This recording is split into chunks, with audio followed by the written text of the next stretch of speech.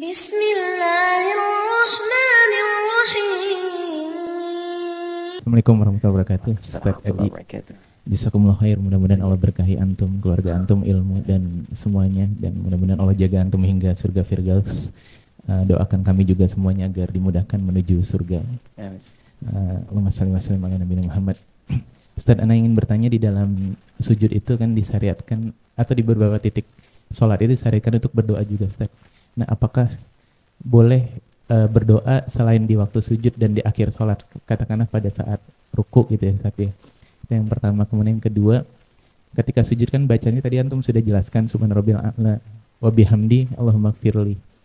Apakah lebih baik mana kita menambahkan doa lain yang berasal dari hadis dan Quran, atau kita mendalami ini saja dan memaknai maknanya sehingga kita betul-betul waktunya hanya cukup untuk doa ini saja gitu, kalau kita memang betul-betul meresapi maknanya. Nah, lebih afdol yang mana, Ustaz? Syukran jazakallahu khair. Baik. Ada 4 keadaan. Pertanyaan yang pertama, di dalam sholat yang posisi ini bila baik dikerjakan cepat mengabulkan doa. Yang pertama dalam berdiri. Spesifiknya adalah dalam bacaan Al-Fatihah pada kalimat iyyaka na'budu wa iyyaka nasta'in. Dalilnya adalah hadis qudsi tersambung kepada Nabi, jalur sahabat Abu Hurairah radhiyallahu taala anhu. Kalimatnya qala Rasulullah sallallahu alaihi wasallam, qala Allah azza wa jalla qasamtu shalah baini wa baina 'abdi wa li 'abdi ma sa'al. Nabi SAW menyampaikan, Allah Subhanahu wa taala berfirman dalam hadis qudsi, aku bagi salat menjadi 2 bagian antara aku dengan hamba-Ku. Kalau hamba-Ku benar mengerjakan bagiannya, maka apapun yang dia minta aku akan kabulkan. Idza qala al-'abdu alhamdulillahi rabbil alamin, qala Allah azza wa jalla hamadani 'abdi. Kalau hamba memulai membaca alhamdulillah rabbil alamin, maka aku jawab. Ingat ya, kalimat Al-Fatihah itu dijawab oleh Allah. Bacaan Al-Fatihah dijawab. Karena itu perbaiki bacaannya. Belajar dengan betul dan rasakan bahwa kita diawasi. Itu ihsan namanya. An ta'budallaha ka'annaka tarah fa illam takun tarah fa innahu yarak. Jadi salat yang bagus itu salat yang merasa Allah melihat, diawasi. Ya, karena merasa diawasi, kita perbaiki bacaan kita supaya benar. Malu di hadapan Allah bacaan enggak bagus. Allah jawab, hambaku sedang memujiku. Wa idza qala al-'abdu alhamdulillahi rabbil alamin, qala Allah azza wa jalla athna 'alayya 'abdi.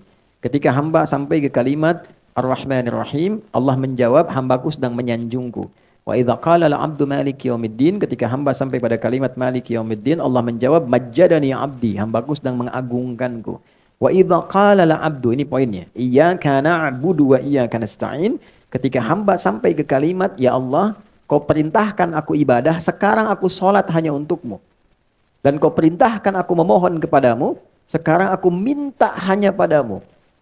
Karena prinsip salat ketika diperintahkan itu senafas dengan permohonan solusi. Itu ada di Al-Baqarah ayat 45. Wasta'inu bisabri was shalah. Engkau punya masalah, terima dengan sabar, minta tolong lewat salat. Lalu kita katakan, iyyaka na'budu, engkau perintahkan aku salat, sekarang aku salat padamu ya Allah. Ya, ibadah itu na'bud itu salat maksudnya. Itu maksudnya Quran surah 20 ayat 14. Innani anallahu la ilaha illa ana fa'budni wa aqimis salata li dzikri. Wa iyyaka nasta'in, engkau perintahkan aku minta tolong, sekarang aku punya masalah ya Allah. Kepadamu aku mohon. Nah, ini sertakan dalam hati kita. Begitu sampai ke kalimat wa iyyaka nasta'in, sertakan di hati kita karena waktunya terbatas. Ya. Nanti langsung ditunjukkan oleh Allah dalam kalimat ihdinas siratal mustaqim. Digabungkan semua masalah kita di satu ayat. Siratal ladzina an'amta 'alaihim ghairil maghdubi 'alaihim waladdallin. Nah, kalau kita sertakan dengan kalimat itu hajat kita di situ dan Allah Maha tahu dengan keadaan hati kita seketika. Ya. Apa dalil prakteknya? Dalil hadis sudah. Dalil kemudian di Qur'annya dengan praktek itu dialami dan dilakukan oleh Nabi Zakaria. Di Quran surah ketiga Ali Imran ayat 38 sampai dengan ayat ke-39. Oke. Nabi Zakaria bermohon dalam salat, dalam berdiri. Hunalika da'a Zakaria rabbah qala rabbi habli min ladunka dzurriyyatan thayyibah innaka sami'ud du'a. Di mihrabnya Maryam, Nabi Zakaria berdoa dalam salatnya. Beliau minta, ya Allah, manusia menghukumi aku tak mungkin punya keturunan. Maka aku mohon kepadamu dari yang tidak punya batas dalam pemberian. Aku mohon padamu saja. Engkau pasti mendengar doaku. Kalau pada yang maha mendengar tidak terkabul juga, mohon tunjukkan padaku saat ini dengan cara apa lagi aku mesti memohon kepadamu. Fanadathul malaikatu wa huwa qa'imun yusalli fil mihrab. Maka setelah doa itu disampaikan, sholatnya belum selesai.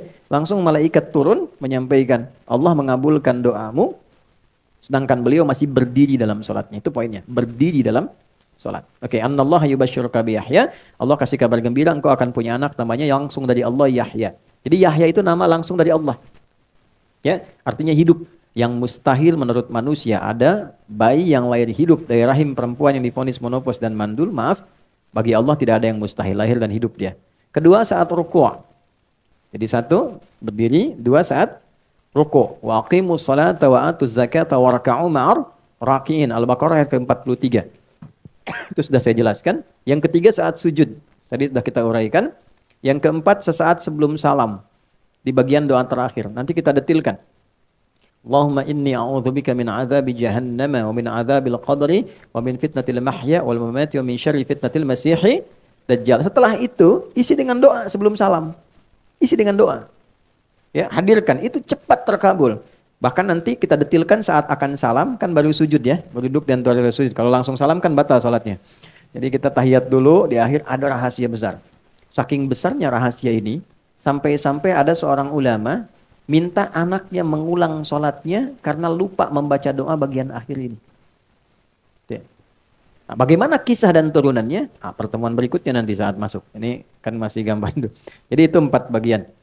Itu satu. Yang kedua, teknis dari apa yang tadi disampaikan pada poin ini penting juga. Apakah kemudian kita melafadzkan ya, atau kemudian menghadirkan saja pada diri kita untuk permohonan itu. Saya sudah pernah sampaikan kalau yang dimaksudkan sholat fardu, ya maka cukup bacakan yang dibimbing oleh Nabi sallallahu alaihi wasallam. Hadirkan permohonan dalam diri kita. Dan tidak boleh membaca Al-Qur'an dalam sujud. Jelas ya? Tidak boleh membaca Al-Qur'an dalam sujud. Kalaupun ingin baca, dipahami sebagai bacaan doa, bukan bacaan Qur'annya. Ya, itu dalam salat-salat sunnah. Bukan salat fardu yang sudah detil bacaannya diikat dengan kalimat shallu kama ra'aitumuni usolli. Kalau salat sunnah lebih fleksibel. Ya, misal dalam salat sunnah pengen baca yang Al-Baqarah ayat terakhir itu. La yukallifullahu nafsan illa wus'aha. Jangan baca dari awal, posisikan sebagai doa bagian tengah. Rabbana la tu'akhidna in nasina aw akhtana sampai ujung misalnya. Tapi jangan baca dari awal dan diposisikan sebagai ayat Quran. Pahami sebagai bagian doa. Karena nggak boleh baca Quran dalam sujud. Jelas?